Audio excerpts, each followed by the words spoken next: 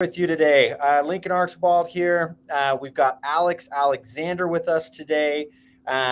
We are going to be having a lot of fun. Alex, welcome on. How you doing, man? I'm doing great. Thanks for having me on, Lincoln. Yeah, great. Well, look, like we like to start these every time with you just talking a little bit about your background, introducing yourself, how you got to where you are today. So let's kick it over to you. Sure. So I live in Texas. I live in Dallas, Texas now. I actually grew up in a little small town called Midland, Texas, and it's out in the oil field, way out in West Texas. It's what Friday Night Lights was written about. Is that town out there? And I grew up in a trailer park out there by the airport. It was called Airline Mobile Home Park, and I grew up on Continental Avenue. And so that kind of got a start for me in understanding trailer parks, mobile homes, all that kind of thing. And whenever I left high school, I went into the military. So that was a lot of travel. I wound up in a military band. And so I was singing in a band and traveling to 120, 130 countries. And we did that twice. And so that was a lot of fun getting to travel everywhere. And so once I got done with, I joke with people, I've had quite a few careers, kind of like Forrest Gump, you know? And so this latest ones are real estate.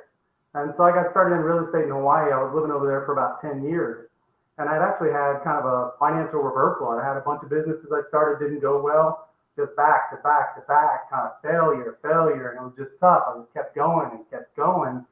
And eventually I found this deal and I found a mentor. And the guy didn't even know he was mentoring me. He didn't plan on mentoring me. He just sold me a piece of property.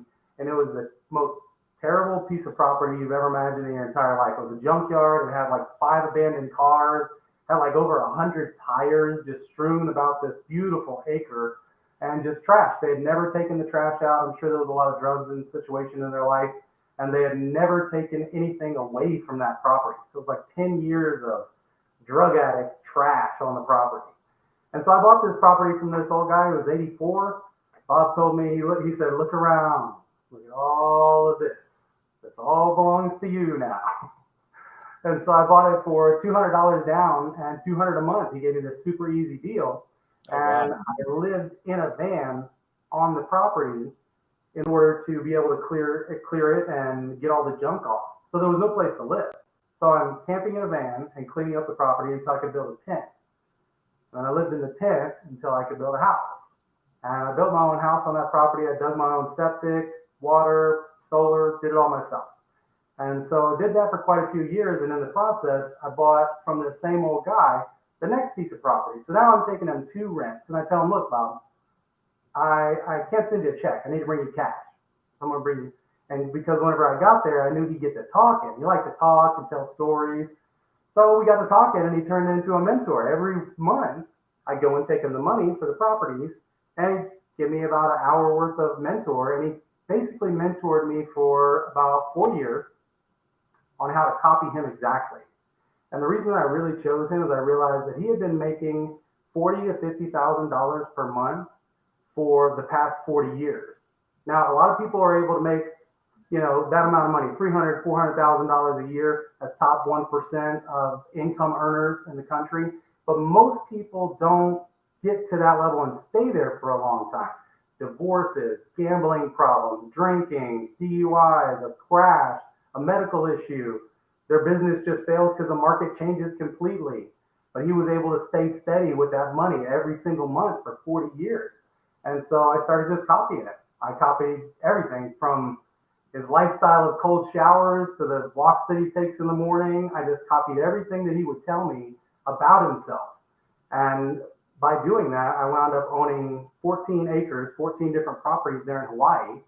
And then I met my next kind of mentor and business partner and friend, and that's Brent Mott. And he's over in Houston. He's an amazing real estate investor and mentor fund manager. Actually, Brent's in y'all's program too. Brent's been in the Yeah. Black Belt program. Yeah, He's the one Brett Mott was one of the early guys into our program. That's awesome. I didn't know he was. You had a close relationship with him. That's awesome. We met in Maui at an executive retreat out there, and he was interested enough to fly back out to Hawaii to see the land. He hiked up on the land with me. We spent 3 days hiking around And then he went and raised the money, and we got $300,000 to buy 36 1-acre lots, an entire city block. We bought a whole block of raw land In Hawaii? in Hawaii. Oh, awesome. Yeah. So we bought it for $5,000 per lot because that's what was owed back on the taxes. And I found the kids who had received it from their parents, tracked them down, talked to them, had a relationship. It took me about a year having a relationship with them to get them to even consider and agree to sell it to me. Yeah. And so Brent raised us the money. We got another partner, Aaron, that's an amazing syndicator guy. That the two of them teamed up and raised the money. It was only $300,000. It's a pretty small amount of money, but we bought that land. And with that, within 6 months, I had turned that into $1.5 million worth of receivables. Because what I did is I took that land, I excavated it, and then I'd sell it on payments. So I had this whole internet website system set up to where it's a dashboard. I just make a listing, it goes out to, it gets syndicated out to like Trulia and Zillow, and then people come and they come to my website, they want to buy this land, they apply online, they sign their contract online right there on the website, they make their payment right there online on the website, they get an automated email that gives them a barcode. They can take that barcode and it actually comes in an SMS. They can take that barcode, take it to Walmart, Walmart will scan it, they can give them cash and it goes straight through to my bank account. So I set up this whole automated system, and it's basically just regular property management software. But I really tricked it out and dialed it in for my system. And now I have 50 properties over there. I think we have 56 right now still. And those people pay. We sell them 500 down, 500 per month. Everybody can qualify because everybody deserves a chance to try to own a piece of land. Yeah. And that was a big motivation for me for a bunch of years. So sorry, I don't want to cut you off there. I don't like, what are you doing with the land actually? So you're leasing it out then, or, is this for RV parks? Like what is, I think I missed maybe a step there of like, what's the actual use? I sell it rent to own. So this is owner finance land. So I tell them, look, here's this piece of land. You can't come up with the money to go, well, you can't get loans on these properties. They're technically in a lava zone because it's on the side of a volcano. Yeah. And so it's hard to get insurance, loans, all that kind of stuff for these properties. So I'm solving this problem that people want to own land. They don't have enough money to buy the land outright, and they can't go get a loan. So I'll give them an owner finance loan, high interest, and that way they can pay a tiny amount down. And one of the things I say is, we charge a lot of interest, and it's really expensive to give everybody a chance, but we're willing to do it. Yeah. So yeah, it's called contracts for deed. So I got them on CFDs, and whenever folks finish paying off, I do the title transfer and send it to them. Yeah. No, that's great. And you said you got about 56 lots now that you're leasing? Yeah, so that's maybe 120 people having a place to live that couldn't have done it before. Yeah. We deal a lot with Micronesians and Marshallese people, Hawaiian people, local people there in the area. Yeah. A lot of them want to own land. They have a real strong connection. They call it the Aina, and it's very spiritual for them to own land, to be a part of it, to treat the land good. Actually, I'll give you a little bit of cool Hawaiian stuff. The state motto of Hawaii is Huamau ke ia o ka aina I ka pono, which means the life of the land is perpetuated in righteousness. And that's really something deep to those people. And I was able to buy this land and help them own it. Actually, we had about 20 Marshallese folks that came in and bought a whole bunch of land in the same area. And so in 2019, I put some money together and hired them all and helped them build a church. And so it was really neat for them to get to have that right there in their neighborhood. They built it themselves, and they actually got paid to do it too. So it was a really neat experience. Well, that's great. But you asked about how does this relate to RVs, and that's a really good question. I used to always say I run the only RV park in Hawaii. So it's really hard to get your RV there. Yeah. And so it's the same thing. I own the land. People live on it. They don't own the land. They just pay monthly, but they own what's above the land. I just own the land underneath. And then whenever they pay it off, I transfer it to them. But the way it winds up operating is a lot like a mobile home park or an RV park. And so I started to realize, whenever you shrink down the unit of sale, you increase the value, you increase the price per unit that you're charging. Like if you go and you buy a Coca-Cola at the grocery store, a big old 2 liter of Coca-Cola, and it's like 99 cents. And then you go to the gas station and you buy the little tiny one, it's like 3.50. You're paying more per unit. You're paying a higher price per unit. And it's the same thing I realized with land.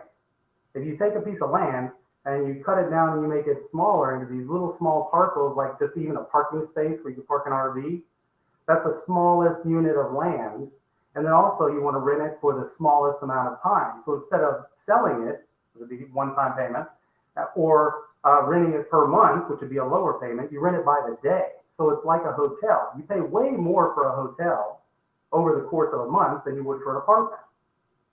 And so I started to realize this: if I can shrink down the amount of land that I'm selling, I get the highest unit price, and then I shrink down the amount of time. And that's how I came up with being an RV park. We started about a year ago. There we go. So, Alex, let me ask you, as you transitioned into this career line and started doing deals and, raising money, what are some of the biggest things you learned just throughout that process of going out and raising money to, take down land or, different types of investments? And what are some of the biggest things you've learned throughout that process? I think the biggest thing I actually learned from you, which was to go and get a partner. And I was really scared for a long time to partner up.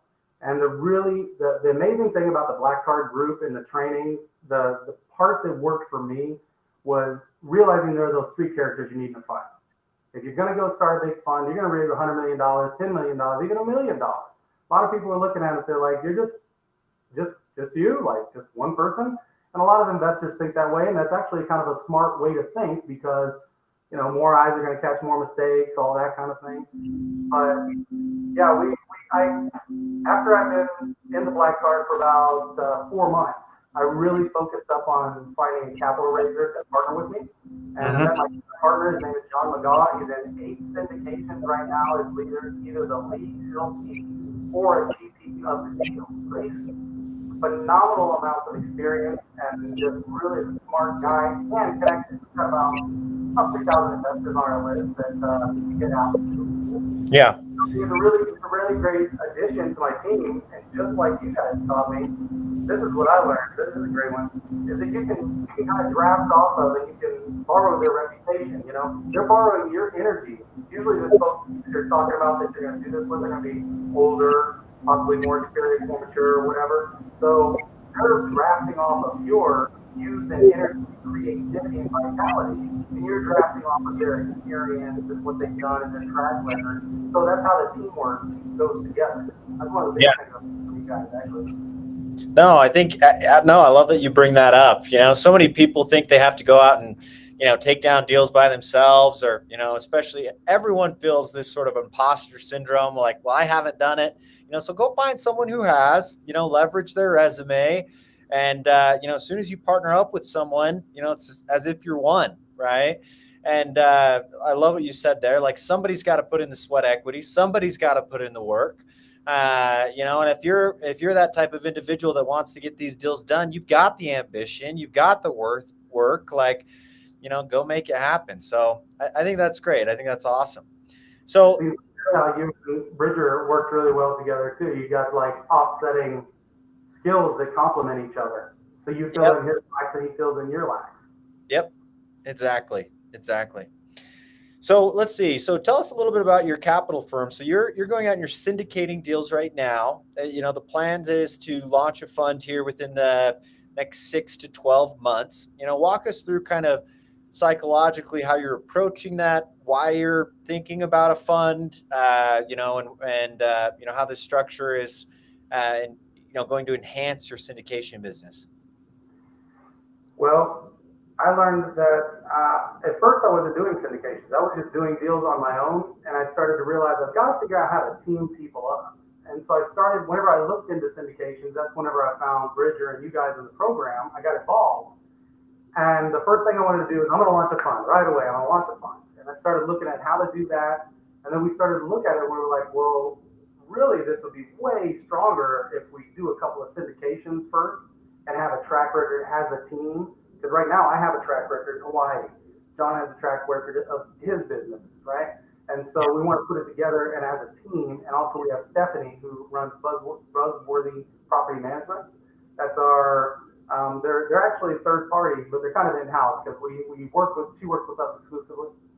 And so that we got that on board. But anyway, we started looking at RV parks because we realized this is what happened with hotels, and this is what happened with storage, and now it's happening with RVs. And let's get in on the front end of this, because if you look at hotels maybe 80 years ago, you're looking at Conrad Hilton, and he's putting together private equity groups to buy small mom and pop hotels and turn them into Hilton hotels. And now they have all the different brands. It's spread out to Economy Inn and all the different brands. Each brand is a private equity group, and they're buying up smaller properties, putting them onto their platform with a private equity roll-up play. They put them onto a platform which is like a website, operations, being really plugged into a good management service, and then they just scale the business up, get a whole bunch of them, and then sell them off to bigger private equity firms. And so we realized that's exactly what happened in hotels. And now, if you listen to Ian Bernstein, is somebody really interesting to listen to talk about RV parks. He says RV parks today are what storage parks were 25 years ago. So if you're kicking yourself because you didn't get into storage, don't be kicking yourself again next year. This is the time. Get into RV. No, I think that's spot on. Hey, well, that's great. I mean, you talked to us a little bit at the beginning. Like I know you've shared some of the stuff you've learned throughout this, but what's something you wish you knew when you were just starting out, like just getting into the investments world, just either thinking about taking down your own deal or just getting into this kind of alternative asset landscape? Like what's just something you wish you knew right when you were starting out? I wish I would have thought of it as a long-term lifestyle more than a career or a job, because if you let it work on you, all of the personal development that comes along with running a business and being in private equity, being around other high-performing people, all of that starts to improve your life. Start to get more healthy. You start to feel more younger. You're making more money. So all this kind of stuff in private equity, in hedge funds, in finance, if you let it work on you, if you let the positive parts work on you, it'll improve your life.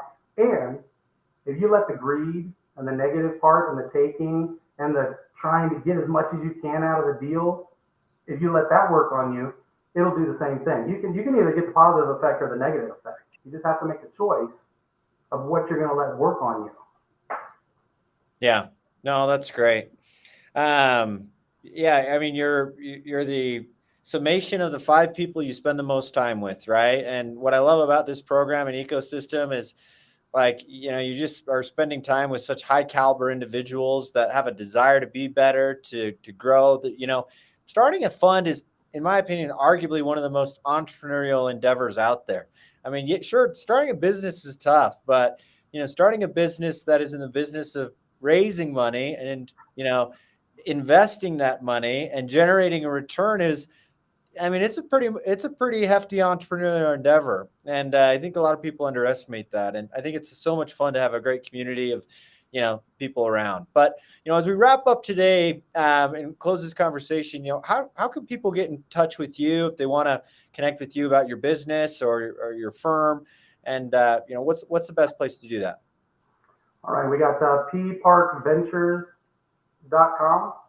I'm sorry, pparkv.com. That's the website. Hawaii Landman is a way to reach out to me. That's a real easy one. Like a lot of people, I still have that website, so that's a way to reach out and find me. HawaiiLandman.com.